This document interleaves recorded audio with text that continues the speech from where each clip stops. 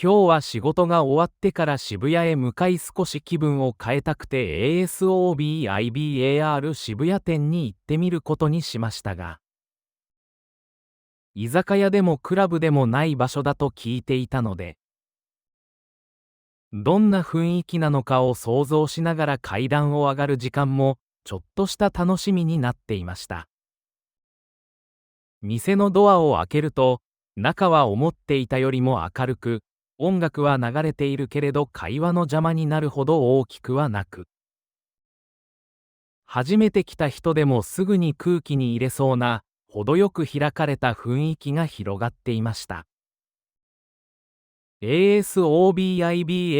という名前の通り、店内にはボードゲームやカードゲームがたくさん並んでいて、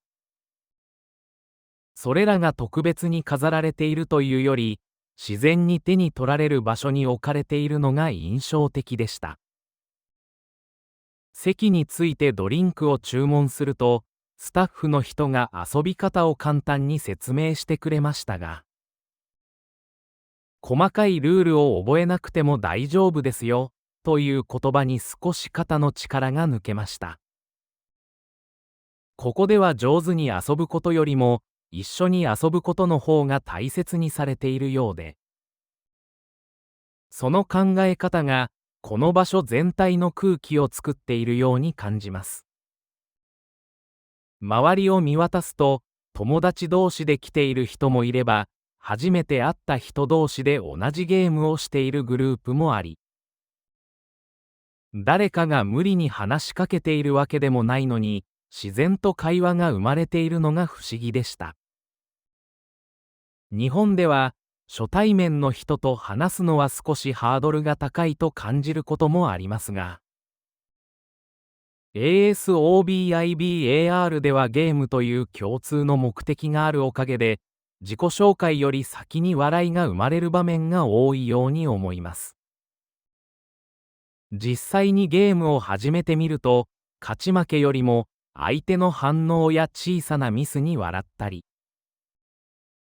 ルールを間違えたことをきっかけに会話が増えたりして、遊びながら距離が縮まるという感覚をはっきりと感じました。お酒を飲みながら遊んでいますが、酔うことが目的ではなく、あくまで場の雰囲気を楽しむために飲んでいる人が多く、全体として落ち着いた空気が保たれています。クラブのように音楽に身を任せるわけでもなく、居酒屋のように席に固定されるわけでもない、この仲間のスタイルが、日本の夜の新しい遊び方なのかもしれないと思いました。外国人のお客さんも何人かいて、日本語と英語が自然に混ざった会話が聞こえてきましたが、言葉が完全に通じなくても、ゲームを通して同じ時間を共有できているように見えました。ASOBIBAR では、無理に盛り上がろうとしなくても、誰かに合わせすぎなくても、自分のペースで楽しめるのが大きな特徴で、その自由さが、この場所を居心地のいいものにしているのだと思います。しばらく遊んでいると、最初は少し緊張していた自分が、いつの間にか自然に笑っていることに気づき、特別なことをしているわけではないのに、ちゃんと気分転換になっていることが分かりました。夜の渋谷は人も多く、エネルギーが強い街ですが、その中で ASOBIBAR は賑やかすぎず、静かすぎず、大人が安心して楽しめる場所として、ちょうどいい位置にあるように感じます。帰る時間が近づいても、そろそろ帰らなければいけないという焦りはなく、今日はここまでで十分だと思える満足感がありました。ASOBIBAR 渋谷店で過ごした夜は、派手な夜遊びではなく、人と人が自然につながる夜で、日本の大人の遊び方を知る時間だったように思います。また少し気分を変えたい夜には、無理をせずに楽しめるこの場所を思い出しながら、渋谷の街を歩いてみようと思います。今日は少し不思議な体験をしたくて、東京にあるチームラボボーダーレスを訪れましたが、入る前からここは普通の美術館とは違う場所だと聞いていたので、どんな時間になるのかを想像しながら、ゆっくりと入り口へ向かいました。週に入ると、最初に感じたのはどこを見ればいいのかわからないという戸惑いで、壁や床、天井のすべてに映像と光が広がっていて、決まった順路もなく、ただ自分の感覚だけを頼りに歩き始めることになります。美術館というと、作品の前に立ち止まって説明を読んだり、順番に部屋を回ったりするイメージがありますが、チームラボボーダーレスでは、作品と作品の境目がなく、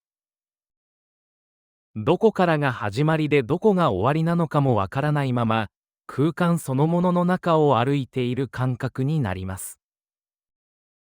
一歩進むたびに足元の映像が変わり、壁に映っていた光がゆっくりと移動していくのを見ていると、自分が見ているのではなく、自分が動くことで景色が生まれているように感じられました。周りには他の人もいますが、みんな同じ方向を向いているわけではなく、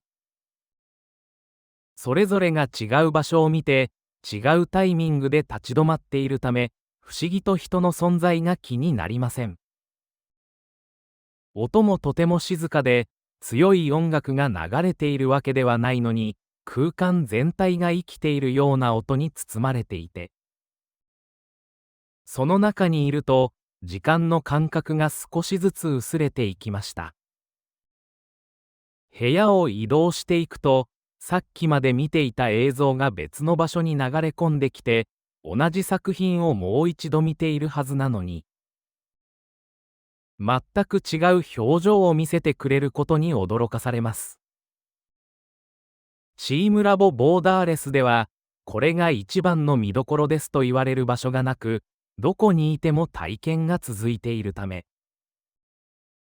自分がどれだけ中にいたのかもわからなくなってきました。普段の生活では、目に入る情報が多すぎて、無意識に取捨選択をしていますが、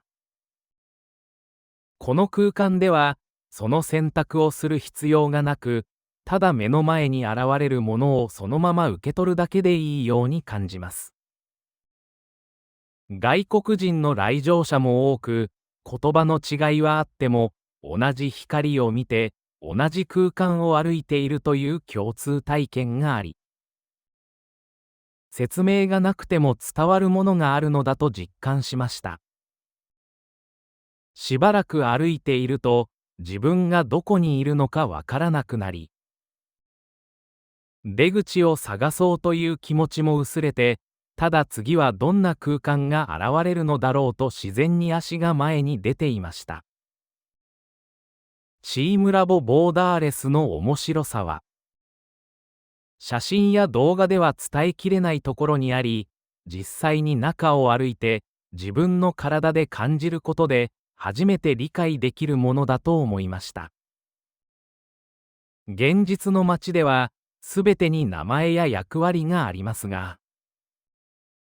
この場所では光や色がただ存在していて、それをどう感じるかは見る人に任されています。少し疲れて立ち止まった時でも、周りの映像は止まらずに動き続けていて、自分が止まっても世界は続いているという当たり前のことを改めて感じさせられました。時間が経つにつれて、最初に感じていた戸惑いは消え、代わりに考えすぎずに感じることの心地よさが体の中に広がっていきました。外に出たとき、急に現実の光と音が戻ってきて、さっきまで見ていた景色が夢だったように感じられましたが、確かにあの空間を歩いたという感覚ははっきりと残っています。チームラボボーダーレスで過ごした時間は何かを学ぶ時間というより、現実と少し距離を置いて感覚を休ませる時間だったように思います。また日常に戻っても、あの光と色の流れを思い出しながら少しだけ周りの世界をゆっくり見てみようと思います。今日は久しぶりに秋葉原を歩きながら、昔のイメージとは少し違う今のゲームセンターを見てみたくなり、自然と足が GIGO 秋葉原3号館に向かいましたが、建物の前に立った瞬間から、ここがただのゲームセンターではないことがすぐに分かりました。外から見ても建物はとても大きく、看板や照明が目に入り、秋葉原らしい賑やかさを感じますが、不思議と入りにくさはなく、観光で来た人でも気軽に入れそうな雰囲気があります。週に入ると、フロアごとに雰囲気が違い、クレーンゲームがずらっと並ぶエリア、音楽ゲームやリズムゲームのエリアなど、それぞれの遊び方が自然に分かれていて、どこから見て回ろうかと少し迷うほどでした。まず目に入ったのはクレーンゲームの数で、その多さに驚きましたが、昔のゲームセンターのように子供向けのおもちゃだけが並んでいるのではなく、大人でも思わず欲しくなるようなフィギュアやキャラクターグッズが多く、今のゲーセンは完全に大人向けでもあるのだと感じました。実際にプレイしている人たちを見ていると、友達同士で盛り上がっている人もいれば、一人で真剣な表情でアームの動きを見つめている人もいて、誰かと来ても一人で来ても成立する空間だということがよくわかります。音楽ゲームのフロアに行くと、大きな音と光に包まれますが、うるさすぎるという印象はなく、むしろそれぞれのプレイヤーが自分の世界に集中していて、周りの人と距離を持ちながら楽しんでいるように見えました。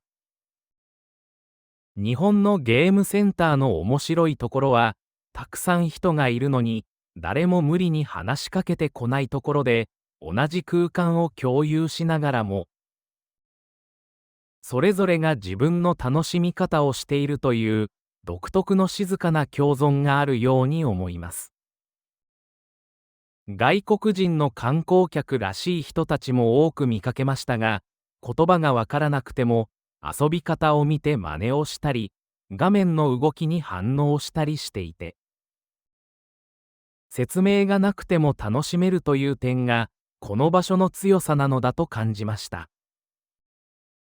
しばらく見ているだけでも楽しく、誰かがクレーンゲームで景品を取った瞬間に小さな拍手や笑顔が自然に生まれる場面もあり、その空気がとても日本らしいと感じました。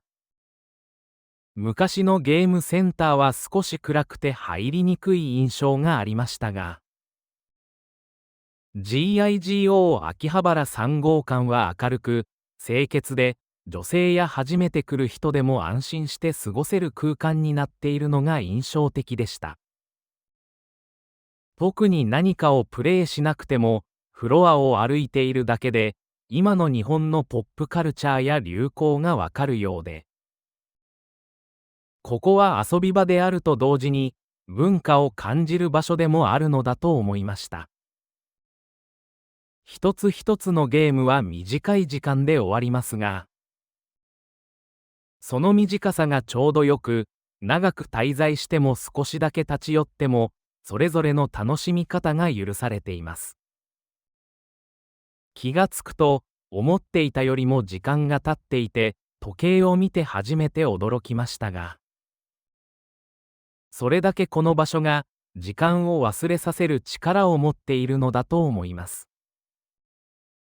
ゲームに勝ったり負けたり、景品が取れたり取れなかったりしますが、結果よりもその過程を楽しんでいる人が多く、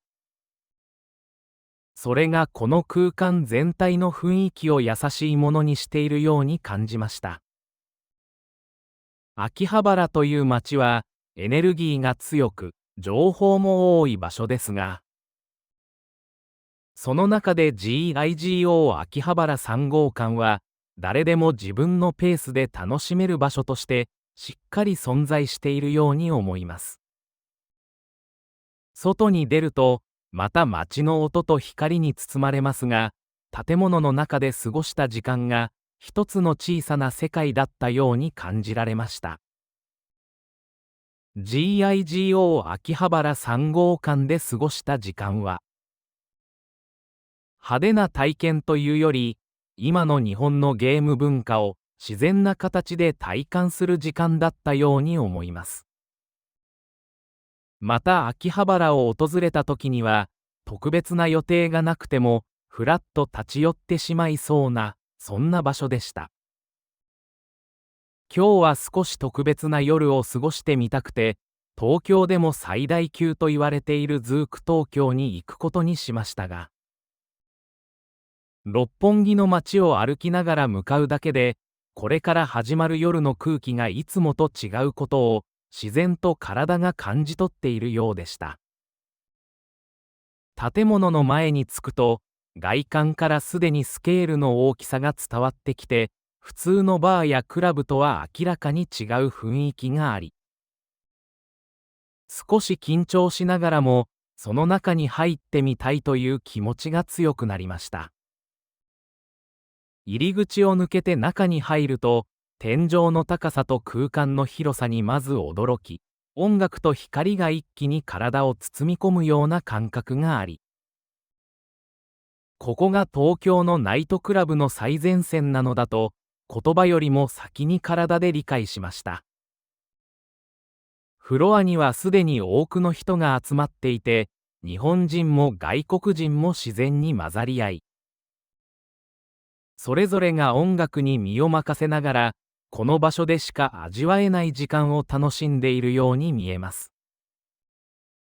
ズーク東京の音楽はとても大きいですが、ただうるさいのではなく、低い音が体に響き、高い音が空間に広がっていくような感覚があり、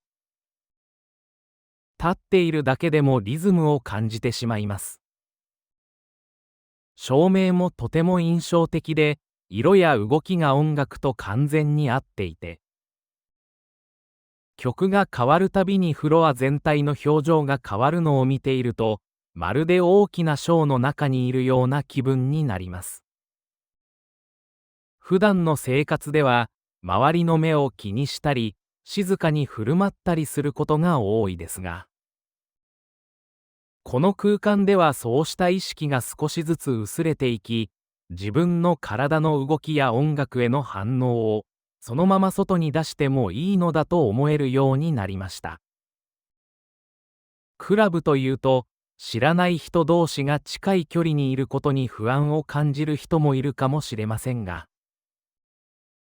ズーク東京では人の数が多い分、逆に一人一人の存在が自然に溶け込み、無理に誰かと関わらなくても居場所があるように感じます。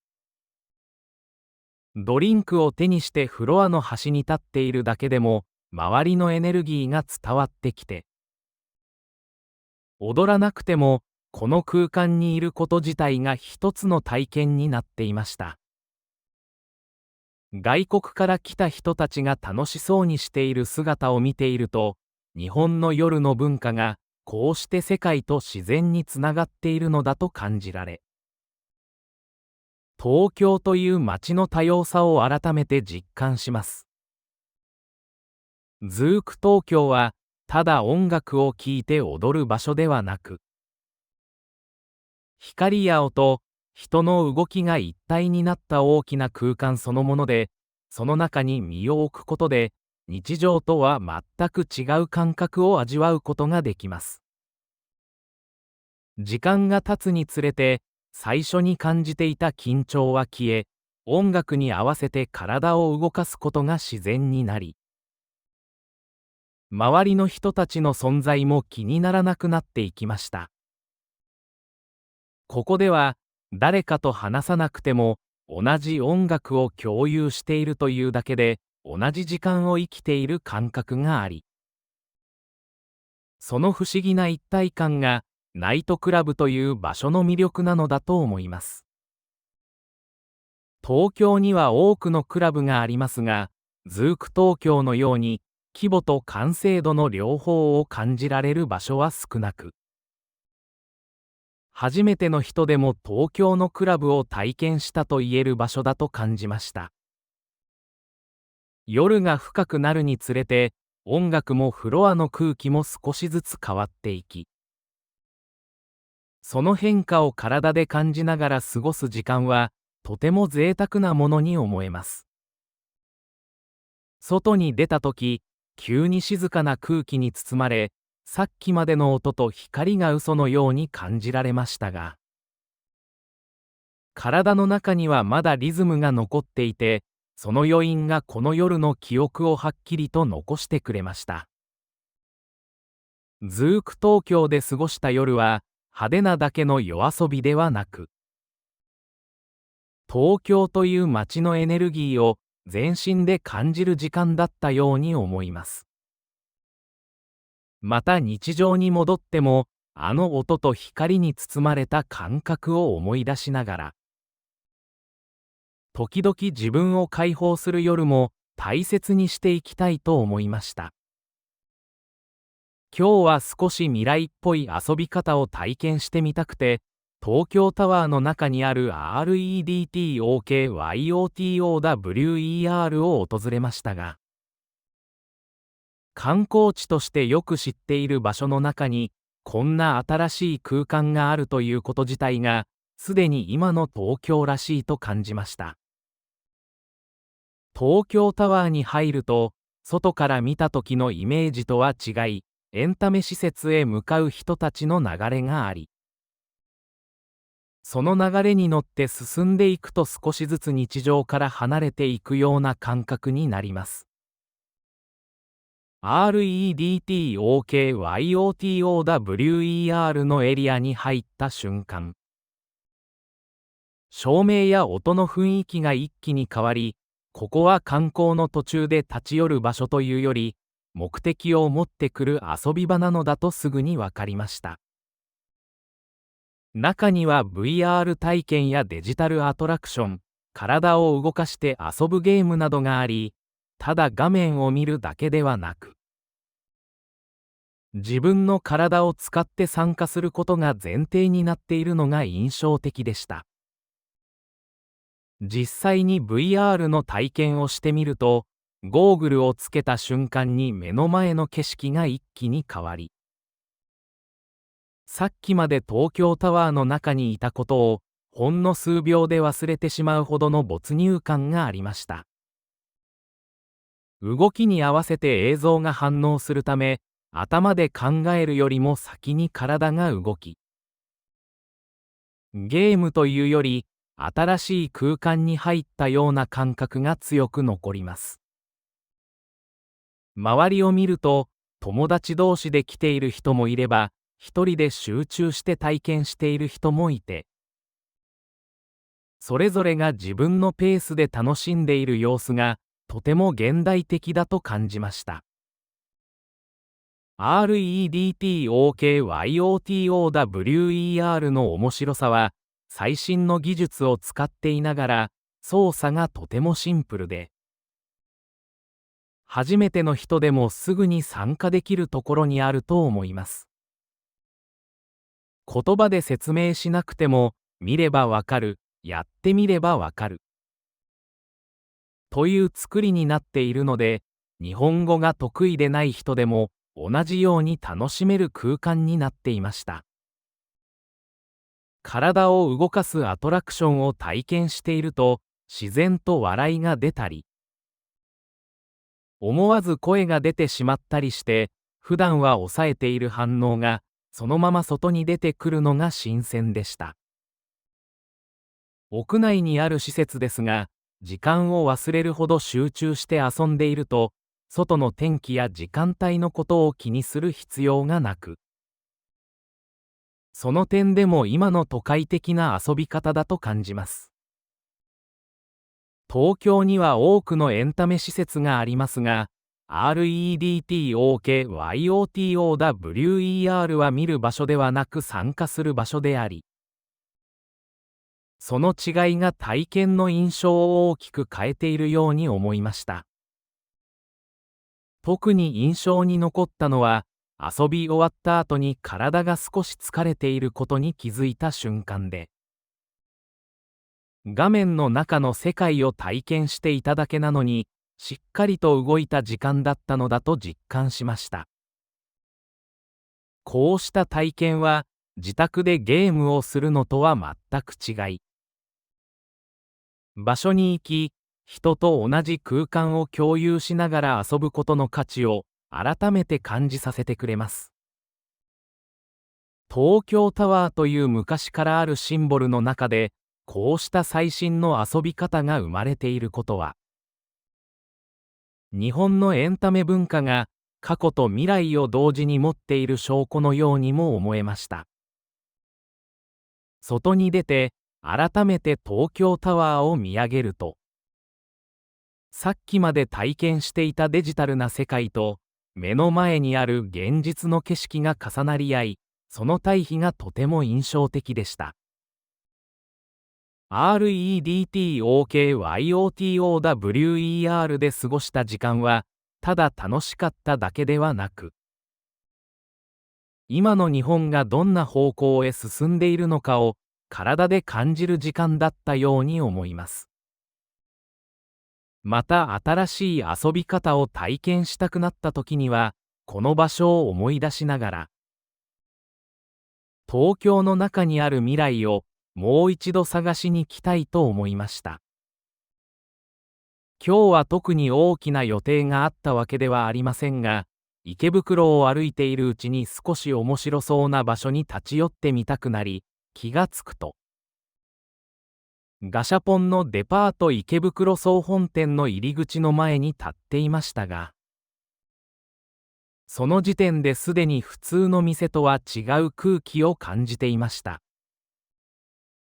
週に入ると、目の前には数えきれないほどのガシャポンの機械が並んでいて、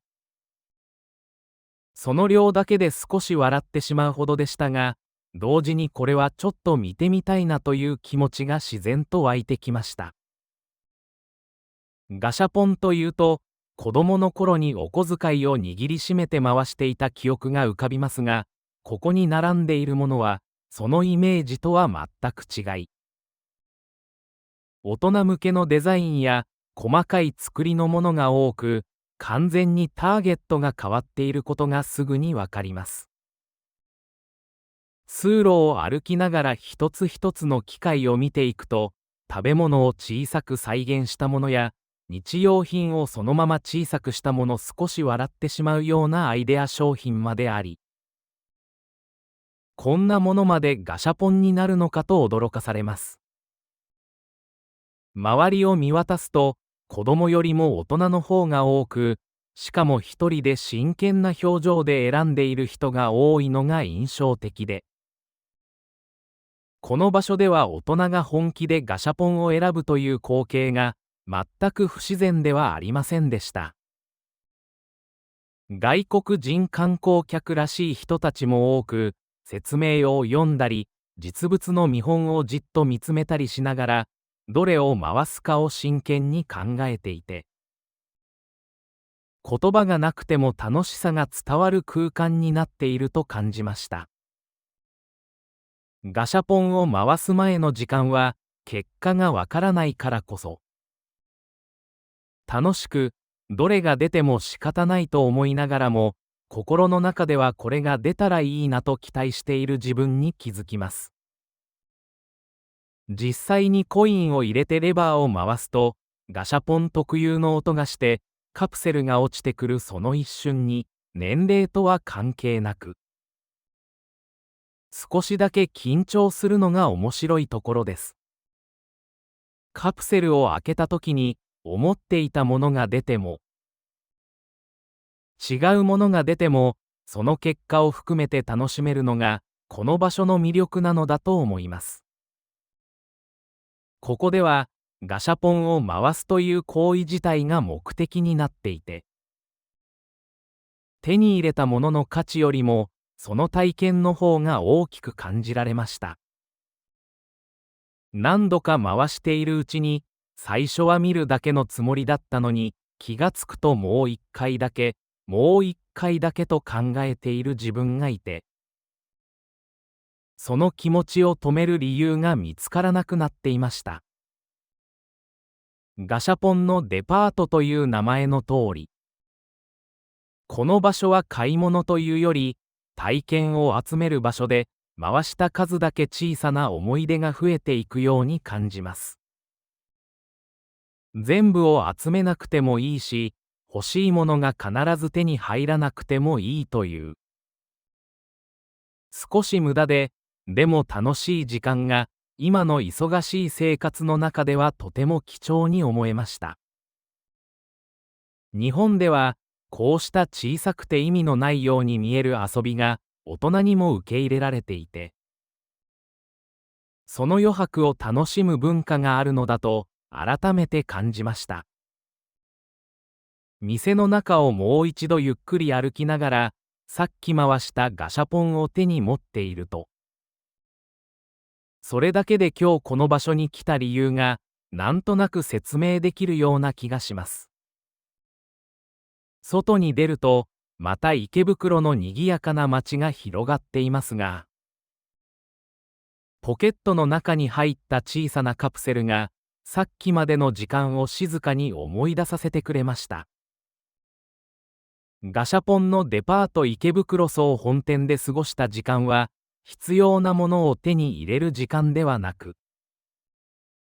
いらないけれど楽しいものを素直に楽しむ時間だったように思います。また少し余裕ができた時には、意味のない楽しさを探しに、この場所へ戻ってきてしまいそうです。今日は仕事が終わってから渋谷へ向かい少し気分を変えたくて ASOBIBAR 渋谷店に行ってみることにしましたが、居酒屋でもクラブでもない場所だと聞いていたので、どんな雰囲気なのかを想像しながら階段を上がる時間もちょっとした楽しみになっていました。店のドアを開けると、中は思っていたよりも明るく、音楽は流れているけれど会話の邪魔になるほど大きくはなく、初めて来た人でもすぐに空気に入れそうな、程よく開かれた雰囲気が広がっていました。ASOBIBAR という名前の通り、店内にはボードゲームやカードゲームがたくさん並んでいて、それらが特別に飾られているというより、自然に手に取られる場所に置かれているのが印象的でした。席についてドリンクを注文すると、スタッフの人が遊び方を簡単に説明してくれましたが、細かいルールを覚えなくても大丈夫ですよ、という言葉に少し肩の力が抜けました。ここでは上手に遊ぶことよりも、一緒に遊ぶことの方が大切にされているようで、その考え方がこの場所全体の空気を作っているように感じます。周りを見渡すと、友達同士で来ている人もいれば、初めて会った人同士で同じゲームをしているグループもあり、誰かが無理に話しかけているわけでもないのに、自然と会話が生まれているのが不思議でした。日本では初対面の人と話すのは少しハードルが高いと感じることもありますが、ASOBIBAR ではゲームという共通の目的があるおかげで、自己紹介より先に笑いが生まれる場面が多いように思います。実際にゲームを始めてみると、勝ち負けよりも相手の反応や小さなミスに笑ったり、ルールを間違えたことをきっかけに会話が増えたりして、遊びながら距離が縮まるという感覚をはっきりと感じました。お酒を飲みながら遊んでいますが、酔うことが目的ではなく、あくまで場の雰囲気を楽しむために飲んでいる人が多く、全体として落ち着いた空気が保たれています。クラブのように音楽に身を任せるわけでもなく、居酒屋のように席に固定されるわけでもない、この仲間のスタイルが、日本の夜の新しい遊び方なのかもしれないと思いました。外国人のお客さんも何人かいて、日本語と英語が自然に混ざった会話が聞こえてきましたが、言葉が完全に通じなくても、ゲームを通して同じ時間を共有できているように見えました。ASOBIBAR では、無理に盛り上がろうとしなくても、誰かに合わせすぎなくても、自分のペースで楽しめるのが大きな特徴で、その自由さが、この場所を居心地のいいものにしているのだと思います。しばらく遊んでいると、最初は少し緊張していた自分が、いつの間にか自然に笑っていることに気づき、特別なことをしているわけではないのに、ちゃんと気分転換になっていることが分かりました。夜の渋谷は人も多く、エネルギーが強い街ですが、その中で ASOBIBAR は賑やかすぎず、静かすぎず、大人が安心して楽しめる場所として、ちょうどいい位置にあるように感じます。帰る時間が近づいても、そろそろ帰らなければいけないという焦りはなく、今日はここまでで十分だと思える満足感がありました。ASOBIBAR 渋谷店で過ごした夜は、派手な夜遊びではなく、人と人が自然につながる夜で、日本の大人の遊び方を知る時間だったように思います。また少し気分を変えたい夜には、無理をせずに楽しめるこの場所を思い出しながら、渋谷の街を歩いてみようと思います。今日は少し不思議な体験をしたくて、東京にあるチームラボボーダーレスを訪れましたが、入る前からここは普通の美術館とは違う場所だと聞いていたので、どんな時間になるのかを想像しながら、ゆっくりと入り口へ向かいました。週に入ると、最初に感じたのはどこを見ればいいのかわからないという戸惑いで、壁や床、天井のすべてに映像と光が広がっていて、決まった順路もなく、ただ自分の感覚だけを頼りに歩き始めることになります。美術館というと、作品の前に立ち止まって説明を読んだり、順番に部屋を回ったりするイメージがありますが、チームラボボーダーレスでは、作品と作品の境目がなく、どこからが始まりでどこが終わりなのかもわからないまま、空間そのものの中を歩いている感覚になります。一歩進むたびに足元の映像が変わり、壁に映っていた光がゆっくりと移動していくのを見ていると、自分が見ているのではなく、自分が動くことで景色が生まれているように感じられました。周りには他の人もいますが、みんな同じ方向を向いているわけではなく、それぞれが違う場所を見て、違うタイミングで立ち止まっているため、不思議と人の存在が気になりません。音もとても静かで、強い音楽が流れているわけではないのに、空間全体が生きているような音に包まれていて、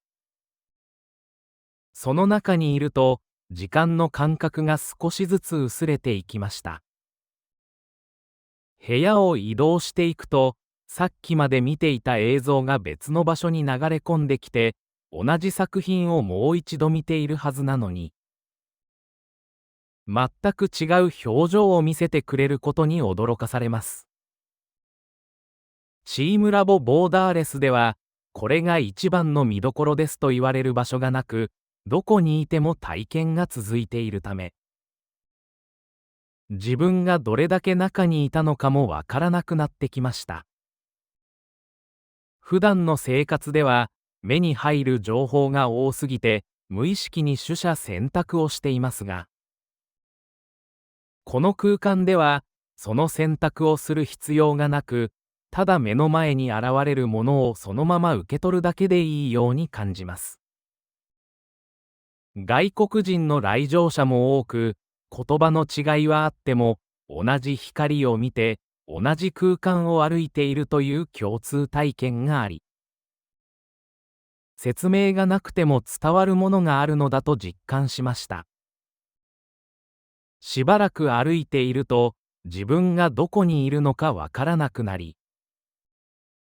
出口を探そうという気持ちも薄れて、ただ次はどんな空間が現れるのだろうと自然に足が前に出ていました。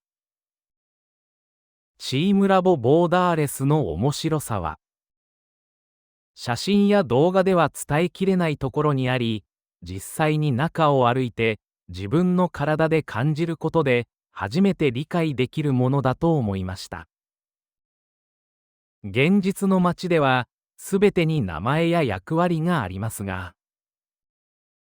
この場所では光や色がただ存在していて、それをどう感じるかは見る人に任されています。少し疲れて立ち止まった時でも、周りの映像は止まらずに動き続けていて、自分が止まっても世界は続いているという当たり前のことを改めて感じさせられました。時間が経つにつれて、最初に感じていた戸惑いは消え、代わりに考えすぎずに感じることの心地よさが体の中に広がっていきました。外に出たとき、急に現実の光と音が戻ってきて、さっきまで見ていた景色が夢だったように感じられましたが、確かにあの空間を歩いたという感覚ははっきりと残っています。チームラボボーダーレスで過ごした時間は何かを学ぶ時間というより、現実と少し距離を置いて感覚を休ませる時間だったように思います。また日常に戻っても、あの光と色の流れを思い出しながら少しだけ周りの世界をゆっくり見てみようと思います。今日は久しぶりに秋葉原を歩きながら、昔のイメージとは少し違う今のゲームセンターを見てみたくなり、自然と足が GIGO 秋葉原3号館に向かいましたが、建物の前に立った瞬間から、ここがただのゲームセンターではないことがすぐに分かりました。外から見ても建物はとても大きく、看板や照明が目に入り、秋葉原らしい賑やかさを感じますが、不思議と入りにくさはなく、観光で来た人でも気軽に入れそうな雰囲気があります。週に入ると、フロアごとに雰囲気が違い、クレーンゲームがずらっと並ぶエリア、音楽ゲームやリズムゲームのエリアなど、それぞれの遊び方が自然に分かれていて、どこから見て回ろうかと少し迷うほどでした。まず目に入ったのはクレーンゲームの数で、その多さに驚きましたが、昔のゲームセンターのように子供向けのおもちゃだけが並んでいるのではなく、大人でも思わず欲しくなるようなフィギュアやキャラクターグッズが多く、今のゲーセンは完全に大人向けでもあるのだと感じました。実際にプレイしている人たちを見ていると、友達同士で盛り上がっている人もいれば、一人で真剣な表情でアームの動きを見つめている人もいて、誰かと来ても一人で来ても成立する空間だということがよくわかります。音楽ゲームのフロアに行くと、大きな音と光に包まれますが、うるさすぎるという印象はなく、むしろそれぞれのプレイヤーが自分の世界に集中していて、周りの人と距離を持ちながら楽しんでいるように見えました。日本のゲームセンターの面白いところは、たくさん人がいるのに、誰も無理に話しかけてこないところで、同じ空間を共有しながらも、それぞれが自分の楽しみ方をしているという、独特の静かな共存があるように思います。外国人の観光客らしい人たちも多く見かけましたが、言葉がわからなくても遊び方を見て真似をしたり、画面の動きに反応したりしていて、説明がなくても楽しめるという点が、この場所の強さなのだと感じました。しばらく見ているだけでも楽しく、誰かがクレーンゲームで景品を取った瞬間に、小さな拍手や笑顔が自然に生まれる場面もあり、その空気がとても日本らしいと感じました。昔のゲームセンターは少し暗くて入りにくい印象がありましたが、GIGO 秋葉原3号館は明るく、清潔で、女性や初めて来る人でも安心して過ごせる空間になっているのが印象的でした。特に何かをプレイしなくても、フロアを歩いているだけで、今の日本のポップカルチャーや流行がわかるようで、ここは遊び場であると同時に、文化を感じる場所でもあるのだと思いました。一つ一つのゲームは短い時間で終わりますが、その短さがちょうどよく、長く滞在しても少しだけ立ち寄っても、それぞれの楽しみ方が許されています。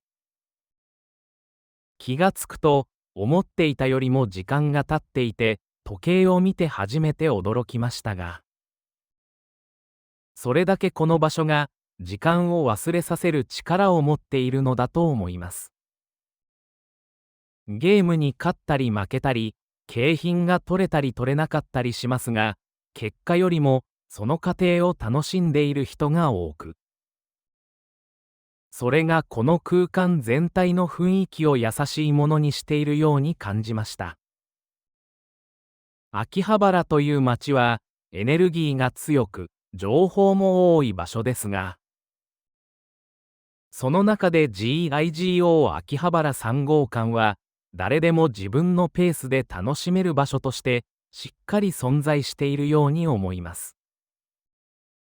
外に出ると、また街の音と光に包まれますが、建物の中で過ごした時間が一つの小さな世界だったように感じられました。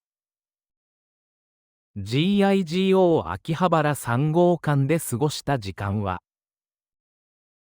派手な体験というより、今の日本のゲーム文化を自然な形で体感する時間だったように思います。また秋葉原を訪れた時には、特別な予定がなくても、ふらっと立ち寄ってしまいそうな、そんな場所でした。今日は少し特別な夜を過ごしてみたくて、東京でも最大級と言われているズーク東京に行くことにしましたが、六本木の街を歩きながら向かうだけで、これから始まる夜の空気がいつもと違うことを、自然と体が感じ取っているようでした。建物の前に着くと、外観からすでにスケールの大きさが伝わってきて、普通のバーやクラブとは明らかに違う雰囲気があり、少し緊張しながらも、その中に入ってみたいという気持ちが強くなりました。入り口を抜けて中に入ると、天井の高さと空間の広さにまず驚き、音楽と光が一気に体を包み込むような感覚があり、ここが東京のナイトクラブの最前線なのだと、言葉よりも先に体で理解しました。フロアにはすでに多くの人が集まっていて、日本人も外国人も自然に混ざり合い、それぞれが音楽に身を任せながら、この場所でしか味わえない時間を楽しんでいるように見えます。ズーク東京の音楽はとても大きいですが、ただうるさいのではなく、低い音が体に響き、高い音が空間に広がっていくような感覚があり、立っているだけでもリズムを感じてしまいます。照明もとても印象的で、色や動きが音楽と完全に合っていて、曲が変わるたびにフロア全体の表情が変わるのを見ていると、まるで大きなショーの中にいるような気分になります。普段の生活では、周りの目を気にしたり、静かに振る舞ったりすることが多いですが、この空間ではそうした意識が少しずつ薄れていき、自分の体の動きや音楽への反応をそのまま外に出してもいいのだと思えるようになりました。クラブというと、知らない人同士が近い距離にいることに不安を感じる人もいるかもしれませんが、ズーク東京では人の数が多い分、逆に一人一人の存在が自然に溶け込み、無理に誰かと関わらなくても居場所があるように感じます。ドリンクを手にしてフロアの端に立っているだけでも、周りのエネルギーが伝わってきて、踊らなくても、この空間にいること自体が一つの体験になっていました。外国から来た人たちが楽しそうにしている姿を見ていると、日本の夜の文化がこうして世界と自然につながっているのだと感じられ、東京という街の多様さを改めて実感します。ズーク東京はただ音楽を聴いて踊る場所ではなく、光や音、人の動きが一体になった大きな空間そのもので、その中に身を置くことで、日常とは全く違う感覚を味わうことができます。時間が経つにつれて、最初に感じていた緊張は消え、音楽に合わせて体を動かすことが自然になり、周りの人たちの存在も気にならなくなっていきました。ここでは、誰かと話さなくても、同じ音楽を共有しているというだけで、同じ時間を生きている感覚があり、その不思議な一体感が、ナイトクラブという場所の魅力なのだと思います。東京には多くのクラブがありますが、ズーク東京のように規模と完成度の両方を感じられる場所は少なく、初めての人でも東京のクラブを体験したと言える場所だと感じました。夜が深くなるにつれて、音楽もフロアの空気も少しずつ変わっていき、その変化を体で感じながら過ごす時間は、とても贅沢なものに思えます。外に出たとき、急に静かな空気に包まれ、さっきまでの音と光が嘘のように感じられましたが、体の中にはまだリズムが残っていて、その余韻がこの夜の記憶をはっきりと残してくれました。ズーク東京で過ごした夜は、派手なだけの夜遊びではなく、東京という街のエネルギーを全身で感じる時間だったように思います。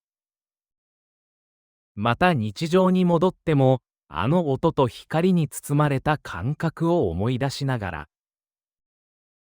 時々自分を解放する夜も大切にしていきたいと思いました。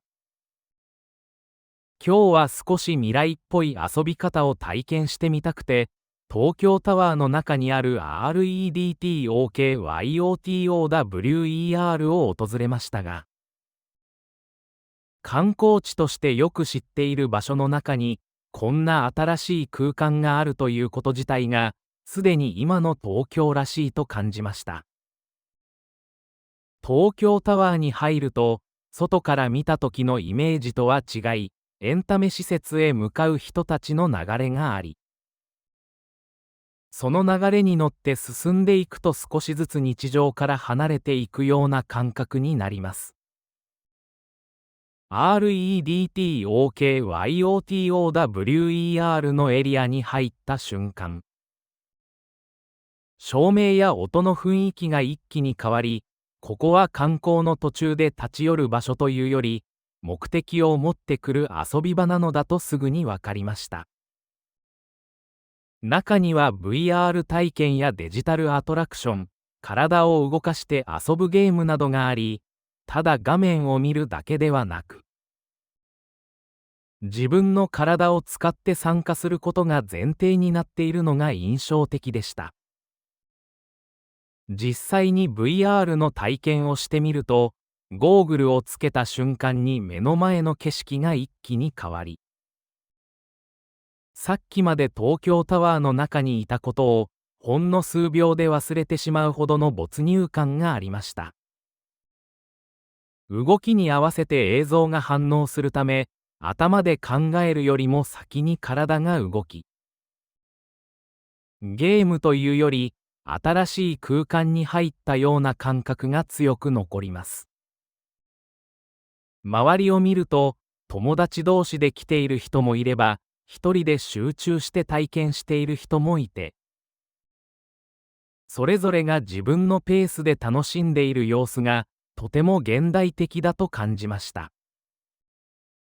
REDTOKYOTOWER の面白さは、最新の技術を使っていながら操作がとてもシンプルで、初めての人でもすぐに参加できるところにあると思います。言葉で説明しなくても見ればわかる、やってみればわかるという作りになっているので、日本語が得意でない人でも同じように楽しめる空間になっていました。体を動かすアトラクションを体験していると、自然と笑いが出たり、思わず声が出てしまったりして、普段は抑えている反応がそのまま外に出てくるのが新鮮でした。屋内にある施設ですが、時間を忘れるほど集中して遊んでいると、外の天気や時間帯のことを気にする必要がなく、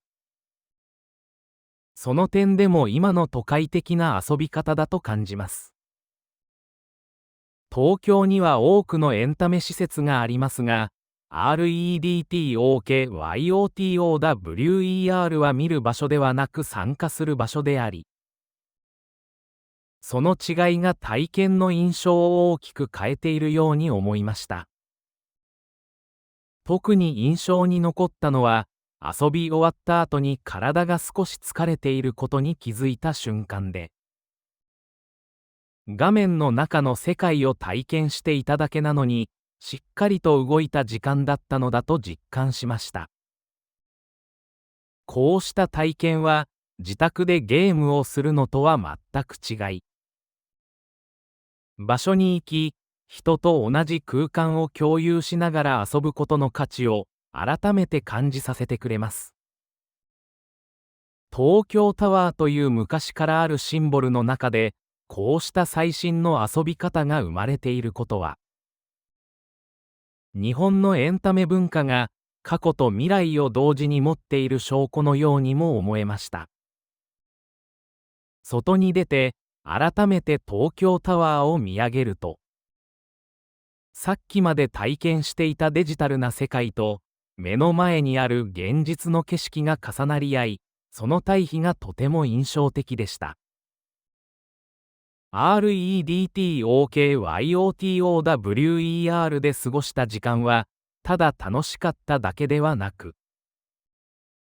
今の日本がどんな方向へ進んでいるのかを体で感じる時間だったように思います。また新しい遊び方を体験したくなった時には、この場所を思い出しながら、東京の中にある未来をもう一度探しに来たいと思いました。今日は特に大きな予定があったわけではありませんが、池袋を歩いているうちに少し面白そうな場所に立ち寄ってみたくなり、気がつくと、ガシャポンのデパート池袋総本店の入り口の前に立っていましたが、その時点ですでに普通の店とは違う空気を感じていました。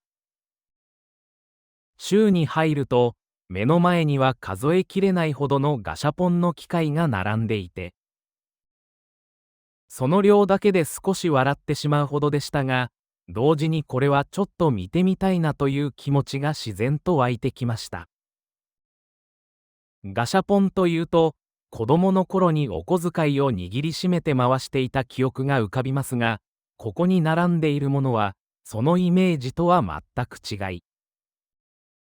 大人向けのデザインや細かい作りのものが多く、完全にターゲットが変わっていることがすぐにわかります。通路を歩きながら一つ一つの機械を見ていくと、食べ物を小さく再現したものや、日用品をそのまま小さくしたもの、少し笑ってしまうようなアイデア商品まであり、こんなものまでガシャポンになるのかと驚かされます。周りを見渡すと、子供よりも大人の方が多く、しかも一人で真剣な表情で選んでいる人が多いのが印象的で、この場所では大人が本気でガシャポンを選ぶという光景が全く不自然ではありませんでした。外国人観光客らしい人たちも多く、説明を読んだり、実物の見本をじっと見つめたりしながら、どれを回すかを真剣に考えていて、言葉がなくても楽しさが伝わる空間になっていると感じました。ガシャポンを回す前の時間は結果がわからないからこそ、楽しく、どれが出ても仕方ないと思いながらも、心の中ではこれが出たらいいなと期待している自分に気づきます。実際にコインを入れてレバーを回すと、ガシャポン特有の音がして、カプセルが落ちてくるその一瞬に、年齢とは関係なく、少しだけ緊張するのが面白いところです。カプセルを開けた時に、思っていたものが出ても、違うものが出ても、その結果を含めて楽しめるのが、この場所の魅力なのだと思います。ここでは、ガシャポンを回すという行為自体が目的になっていて、手に入れたものの価値よりも、その体験の方が大きく感じられました。何度か回しているうちに、最初は見るだけのつもりだったのに、気がつくともう一回だけ、もう一回だけと考えている自分がいて、その気持ちを止める理由が見つからなくなっていました。ガシャポンのデパートという名前の通り、この場所は買い物というより、体験を集める場所で、回した数だけ小さな思い出が増えていくように感じます。全部を集めなくてもいいし、欲しいものが必ず手に入らなくてもいいという、少し無駄で、でも楽しい時間が、今の忙しい生活の中ではとても貴重に思えました。日本では、こうした小さくて意味のないように見える遊びが、大人にも受け入れられていて、その余白を楽しむ文化があるのだと、改めて感じました。店の中をもう一度ゆっくり歩きながら、さっき回したガシャポンを手に持っていると、それだけで今日この場所に来た理由が、なんとなく説明できるような気がします。外に出ると、また池袋の賑やかな街が広がっていますが、ポケットの中に入った小さなカプセルが、さっきまでの時間を静かに思い出させてくれました。ガシャポンのデパート池袋総本店で過ごした時間は、必要なものを手に入れる時間ではなく、いらないけれど楽しいものを素直に楽しむ時間だったように思います。また少し余裕ができた時には、意味のない楽しさを探しに、この場所へ戻ってきてしまいそうです。